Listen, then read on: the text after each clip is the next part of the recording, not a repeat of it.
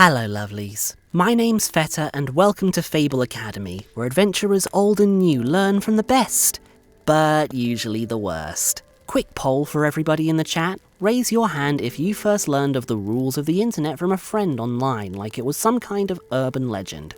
Yeah, me too. No one knew where they came from, but we all knew them to be true. The two that come to mind are usually Rule 63, which states that for any character that exists, there will be a gender-swapped version of that character somewhere, and Rule 34, which... I think we all know too well about that one. But ever since I started getting into D&D and other RPGs, I've penned a new rule of my own. If something exists, someone already has or inevitably will try to reverse engineer it into a D&D setting.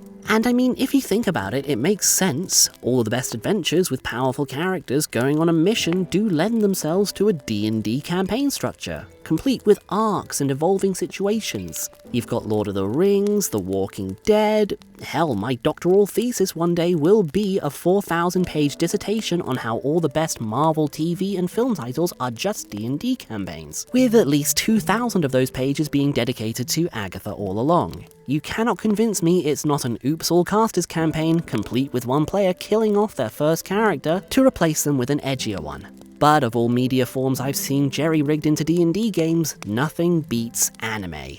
There's Bleach D&D, Chainsaw Man D&D, My Hero Academia D&D, Naruto D&D. It's gotten to the point where some animes will get their own RPG eventually. Avatar has its own RPG, with expansions and homebrews, it's nuts! And all the systems are slightly different, and all of them are in some way broken. Now, I grew up as a Gaia Online roleplayer. I spent years jumping between RPs, formatting character profiles, writing post after post after post. I was in Gajinka roleplays, Soul Eater roleplays, D. Grayman roleplays. Gaia Online RPs were just fun, without the hassle of a system or rules or being considerate of others. Everybody was the main character, everybody had an edgy backstory, and to be allowed to dual play as a canon character was to be favoured by the RP gods themselves. Suffice it to say, I know all too well that when you try to collaborative control the chaos that is an anime world with your own characters, the chaos will almost always win. Tonight's story examines exactly that. While we're still hot off the heels of Season 2 of the live-action One Piece, the original anime still going strong, and a streamlined remake of the anime already in development, Jesus Christ. Let's take a look at what happens when we start rolling the dice-shaped devil fruits. This story is by Half Heart of Kalas. My friend who abused metagame knowledge got furious and crashed out over another player withholding an item he wanted, despite him taking 0 steps to obtain said item. Sorry in advance it's a long story, I missed a lot of details and a lot of people won't truly understand how One Piece D&D works, so I will try to add extra details about devil fruits and their acquisition, and how permanent they are, so you can't eat them willy-nilly, you have to identify them. I am a player in a 5-person campaign that's based on One Piece. We have been in this campaign for over a year and a half with our Forever DM. And we had a big long campaign before that with most of the same people. We are all very well acquainted and we have never had issues such as these before. If you know anything about One Piece, then you know that devil fruits are highly sought after items that grant you almost any power you can think of. Our DM decided we can choose any fruit, but rarer and more powerful fruits will show up much later in the campaign to avoid early game power spikes. Everyone agreed. Well, only one person remains who hasn't gotten their fruit yet at this point in the campaign. Let's call him Red. We end up infiltrating this auction where various trinkets and grand loot are being sold, stuff all the party wants, and the special big item, a devil fruit. We all know what this could potentially mean and it is exciting. Well, the auction gets crashed by revolutionaries and all hell breaks loose. The servants start to wheel off loot and we get stuck in combat. During the combat we don't really pay attention to the trinkets at all, and right as we start to beat the boss, the real boss shows up. So real we cannot do anything. 2 Yonkos show up. We are actually ants compared to these guys. This whole time we were dealing with the normal boss and RPing with the real boss, Red was in his own world, not helping with the boss fight. Not RPing with the Yonko, but trying to convert an enemy to his religion mid-combat. We like to goof around, so it's no big deal, plus we had the normal boss covered and we definitely aren't fighting the Yonko. But it's important to note that there was zero attempt to acquire the devil fruit from Red. We try to get the hell out of Dodge, and unfortunately Red is knocked unconscious right as we are about to leave. Our other player, who has designed his character to be lightning fast, we'll call him Flash, told us to go ahead. We fly away and Flash uses his amazing speed to actually check where the loot had gone and steal those precious items we wanted, which included the devil fruit. We make it to a safe area, catch our breaths, regroup, figure out our next move, and I can't remember if it was at this point or during the next session, but Red, after waking up, asks to do an insight check on Flash to see if he has something on his person I'd care about. The DM allowed the roll, but he failed. That session ended. We did another session, no news of these items have been brought up by Flash. We all have metagame knowledge that he has them, but we were in the middle of the big war of Marines, Revolutionaries, and Yonkos. It's busy, but I can understand how him potentially having his devil fruit, but it's in another player's backpack, how that would be a bit blueballing. But I was sure Flash had a reason. One session without getting his fruit, Red admits to me that he's a bit upset. He doesn't know why Flash is withholding the loot. I tell Red he should ask the DM or Flash himself about it, since Flash is a veteran D&D player. He must have something in mind. Well, the second session since the fruit was acquired starts. I was running a bit late, and when I joined, Red had called Flash all sorts of awful words. Complete meltdown from Red demanding Flash stop being a dick and give him his fruit. Flash tries to explain that he wasn't holding the fruit with malicious or negligent intent, but Red wouldn't have it. It got so bad that our DM had to server mute everyone and put his foot down. Our DM called everyone out in this metagame knowledge we were abusing. How we are friends and we shouldn't be cussing each other out, and how he personally requested Red to not bring this up during the session but instead discuss this privately or when the session wasn't about to start. He pointed out that Red keeps claiming he wants his fruit, but for all we know it's a random devil fruit, a fruit that no one would even know exists in Flash's inventory. A fruit that Flash went out of his way to secure, while Red fucked around with an enemy guard during a boss fight. If he wanted it so bad, he can respectfully ask Flash, or he could have gotten it himself. But to start the session by berating him is unacceptable.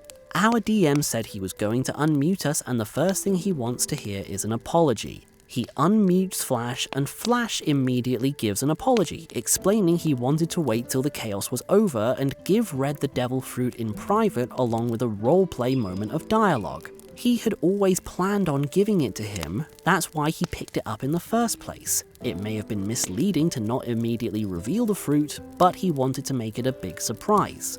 Our DM then unmutes Red, to which Red says, "Fuck you, DM," and keeps complaining. DM mutes him again and says, "Let's try that again." The second time Red is unmuted, he waits a bit, then gives the most half-assed apology possible.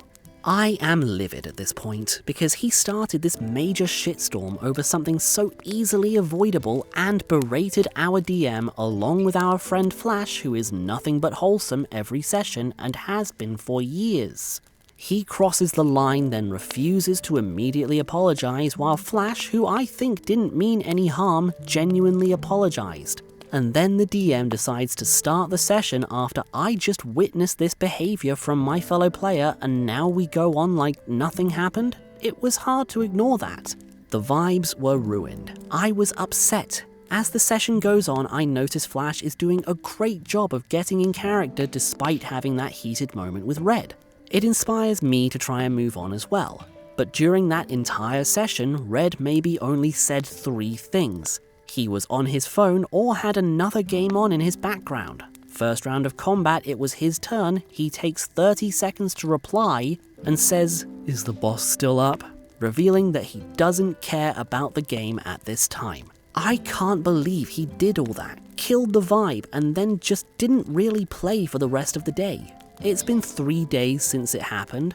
and he hasn't made an actual apology or even thinks he did anything wrong. I honestly believe he just ruined his whole devil fruit build-up with this Crashout, and I felt uncomfortable playing with him, that he doesn't respect other people's time or suggestions or roleplay.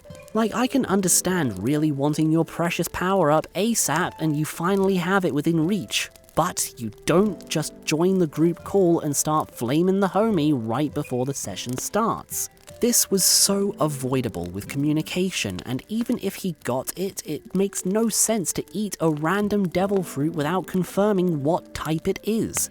Even if his tantrum worked, he would have just forced everyone to wait while the DM adds devil fruit abilities to his character sheet. This is not something that you do at the start of a session.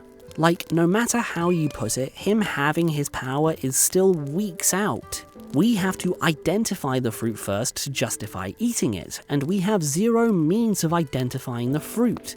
What am I supposed to do? I tried sending him a very tactful message expressing my woes, but it got zero response.